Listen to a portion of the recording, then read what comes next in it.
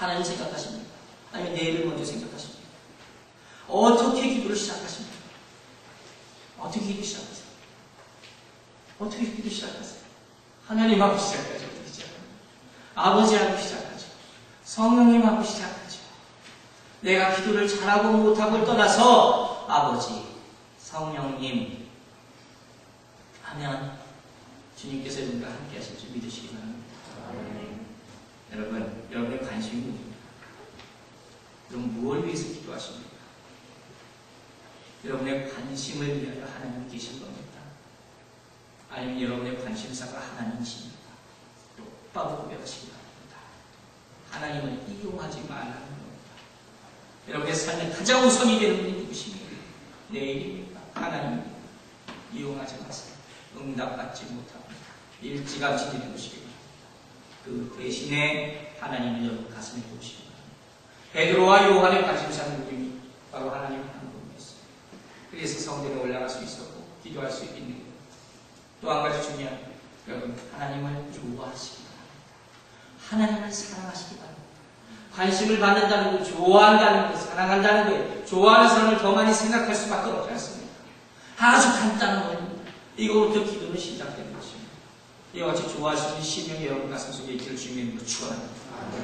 마지막으로 기적은 왜 내가 기도할 때 일어나겠습니까? 왜냐하면 내가 기도하면 하나님이 움직이시기 때문입니다.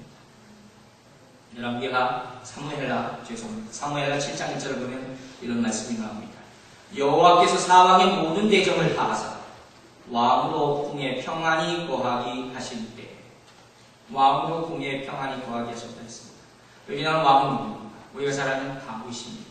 이 얘기는 어떤 얘기냐면 이 당시 다윗은 전쟁에 나가기만 하면 다 이겨버렸어요. 어떻게? 그가 아무리 뛰어난 장수라도 어떻게 전쟁 나갈 때마다 이길 수가 있습니까? 그렇게 할 수 있는 겁니다. 하나님이 전쟁을 이기게 하셨기 때문이에요. 여러분 믿습니까? 여러분 우리는 기도합니다. 그러나 기적을 일으키는 분은 하나님 아버지라는 사실을 믿는 여러분들 되시기 바랍니다. 그리고 우리가 지금 여러분 앉아있는 곳이 어디입니까? 여기가 기도 응답받는 자리라는 믿으시기 바랍니다. 여기가 성령의 역사가 임하는 자리라는 것을 믿으시기 바랍니다. 하나님의 능력과 하나님의 권세와 하나님의 말씀이 선포돼서 그것이 내가 믿는 순간 나에게는 그런 기적이 나타난다는 사실 믿는 여러분 되시기 바랍니다. 여러분들 우리 교회는 너무 감사합니다. 기도 응답이 너무 많아요. 작은 교회지만 수많은 기도 응답을 받았어요. 그러나 안타까운 것은 기도하지 않는다는 거예요. 기도 응답 받는 사람이 그렇게 우리 자신 체험하고도 더 기도하지 않는다면 어떻게 그렇게 하나님 응답 받으시겠습니까? 더 기도하시기 바랍니다. 더 엎드리시기 바랍니다. 하나님 사모하는 마음 가지시기 바랍니다. 하나님 움직이시게 하시기 바랍니다. 여러분 우리가 생각하면요 내 생각으로 사람 움직이려고 합니다. 그렇죠? 될 수 있다고 생각합니다. 그러나 기도하면 하나님 움직이십니다. 기도하면 하나님이 일하십니다. 우리 믿는 사람이 사는 세상에서는요 강한 자가 승리하는 것이 아니에요. 누가 이기겠습니까? 기도하는 자가 이긴다는 사실 믿는 여러분 되시기 바랍니다. 기도해보지 못한 사람이 그걸 깨닫지 못합니다. 그러나 한 번이라도 하나님과 관통하는 기도를 하는 사람은 하나님의 능력이 나를 통해서 임한다는 사실, 역사한다는 사실을 믿는 여러분들 되시기 바랍니다. 여러분 그렇다면 문제는 간단합니다. 어떻게 하면 이와 같이 기적을 일으키는 기도가 나의 기도가 될 수 있게 하느냐 하는 겁니다. 기도에 대한 이론과 설교가 얼마나 많습니까? 우리 다 압니다. 그러나 중요한 것은 이 기적을 일으키는 기도가 어떻게 나의 기도가 될 수 있느냐는 거예요.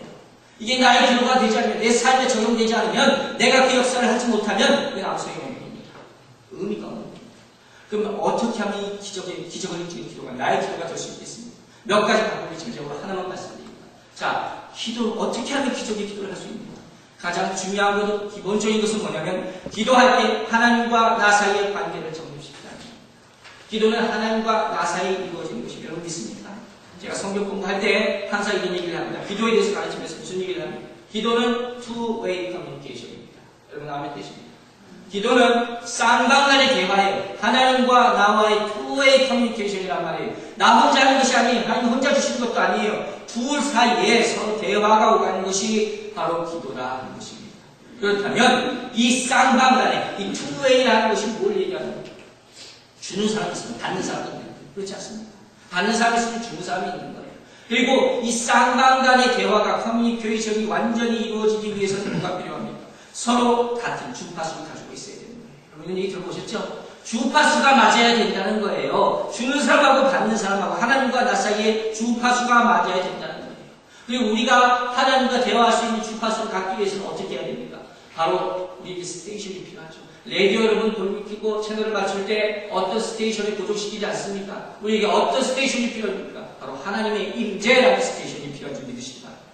하나님의 계신 곳에 내가 주파수를 맞춰서 기도하는 거예요. 하나님의 임재하신 곳에 내 걸 바라면서 기도하는 거예요. 땅에 닿는 기도가 무슨 소용이 있겠습니까? 여러분, 혹시 나에게 주파수를 맞추고 나에게 초점을 맞추고 내 스테이션에 초점을 맞춰서 기도하지 마시고 그건 시작부터 잘못된 거죠. 그렇다면 지금 방금 얘기하는 하나님의 스테이션에 주파수를 맞추라는 것은 무엇을 의미하느냐? 기도의 사람 헬리 나와 있는 것을 보셨을 겁니다. 이 사람이 이런 말을 했습니다. 주님이 움직일 수 있는 여지를 만들어 주라. 마음에 드십니다. 주님이 움직일 수 있는 여지를 만들어 주라. 즉 주님께서 내 마음 가운데 오셔서 마음대로 활동할 수 있는 공간을 만들라 하는 거예요. 여러분 마음 가운데 주님이 움직일 수 있는 공간이 있습니까? 생각해 보시기 바랍니다. 주님이 막 움직이고 활동하고 싶은 뭔가를 하고 싶은 마음이 여러분 가운데 있습니까? 여러분 이게 왜 필요하겠습니까? 요즘 세상을 보세요. 우리가 예측하지 못한 일이 얼마나 많이 일어납니까? 우리 마음대로 되지 못한 일이 얼마나 많이 일어납니까? 그러나 그럴 때 내 마음 가운데 주님의 스테이션이 자리 잡고 있으면 그것이 그 역사를 하게 되는 거예요. 그럼 막 내가 갈치자로 걸으려고 하는데 그것이 그때 활동해가지고 나로 하여금 올바른 길로 가게 조정해 주는 거예요. 그게 주님의 스테이션인 줄 믿으시기 바랍니다. 그걸 보고 사는 거예요. 그 마음을 보고 사는 거예요. 그것을 향해서 기도하는 거예요. 그때 역사는 기도가 나타나는 겁니다. 여러분 우리 삶을 한번 돌아보세요. 제가 여러분들 마음 다 어떻게 합니까? 뭘 생각하는지 어떻게 합니까? 여기 오기 전에 무슨 생각했는지 어떻게 합니까? 근데 요새 우리 삶을 돌아보세요. 얼마나 힘들고 복잡한 일이 많아요. 한꺼번에 얼마나 많은 것을 생각해야 됩니다. 요즘 젊은이들은요, 참 내가 신통하다고 했어요. 한꺼번에 여러 가지 일을 다 해요.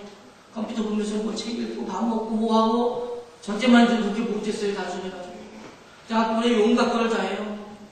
컴퓨터를 켜도 윈도우에 창이 뭐 몇 개가 한꺼번에 막 뜨지 않습니까? 와, 그건 어떻게 보는지 모르겠어요. 이게 좋기도 하지만 이런 게 꼭 좋지만은 않아요. 그건 뭐예요? 나에게 하나님을 집중할 수 없게 만드는 거예요. 여러분 무슨 생각하면서 하나님을 사십니까? 대부분은 작다는 생각이 여러분 마음속 꽉 잡고 있는 거예요. 그러면 여행을 간다고 가정합시다. 그럼 호텔에 들어가서 문을 따고 들어가죠. 처음에 뭐 하십니까? 이 가운데 방에 들어가자마자 기도하는 분이 있으면 손 들어보시고. 보세요. 방에 기대했는데 그럼 뭐 합니까? TV 키죠? 대부분. 안 그러면 TV 키고 베드에 막 들어놓죠? 여러분, 점심 먹을 때 뭐 하십니까? 점심 먹으면서 TV 보면서 하는 사람이 많다고 합니다. 운전하면서 뭐 합니까? 라디오 켜놓고 있죠? 조금이나 짬이 나면 뭐 합니까? 신문 보고, 잡지 보고, 인터넷 보고. 이건 무슨 얘기입니까? 우리의 삶 가운데 영원히 쉴 곳이 한 자리도 없어요. 하나님의 임재하실 스테이션이 자리 잡고 있지 않다는 거예요. 이런데 큰 심령 가운데 어떻게 역사가 일어날 수가 있겠습니까? 내가 그것을 가져놓고 받아놓고 있는데 어떻게 하나님이 임재하길 바라겠습니까? 그러면서 하나님의 역사가 있습니까? 하나님의 기적이 이 시간에 어떻게 나타날 수 있습니까? 이 시대가 어떻게 기적이 있는 시대입니까? 이렇게 얘기합니다. 마가복음 4장 9절을 보면 유명한 말씀이 나옵니다. 예수님께서 말씀하시기를 귀 있는 자는 들은지어다 했어요. 여러분